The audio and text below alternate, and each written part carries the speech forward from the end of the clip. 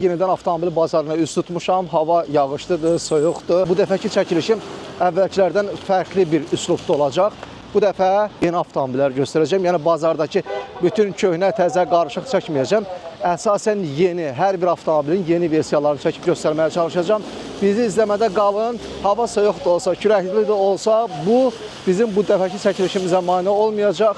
Bazarda nə varsa onlarla sizi tanış edəcəm. Getdik. Səhər saatlarıdır, saat hardasa 11-in yarısıdır.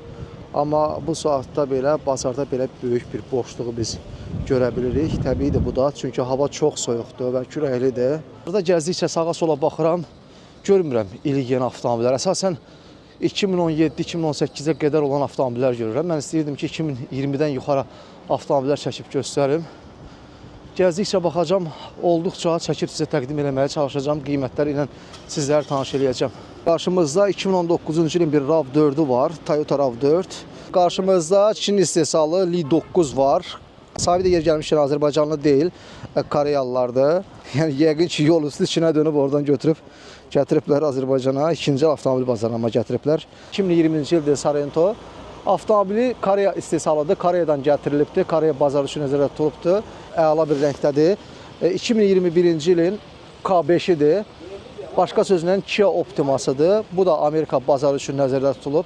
Amerika bazarı üçün nəzərdə tutulan Mercedes C-Class var, 2019-cu ildir.